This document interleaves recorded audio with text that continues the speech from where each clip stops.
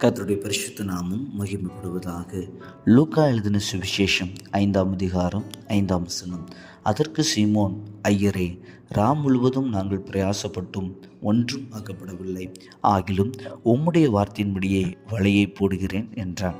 அநேக நேரங்களில் நம்முடைய வாழ்க்கையில் வெறுமையான நிலைகள் காணப்படுகிறது.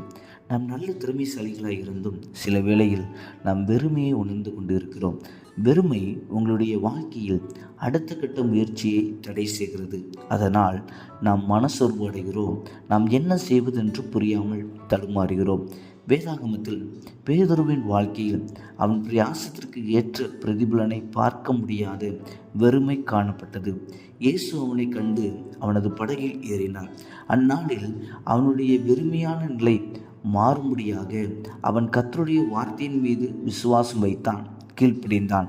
இயேசு அவனுடைய வெறுமையான சூழலை மாற்றினார்.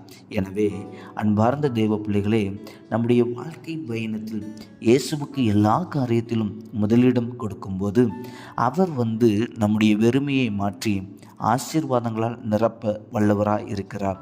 இயேசுவுக்கு இடம் கொடுப்போம், ஆசீர்வாதம் பெறுவோம். ஆமென்.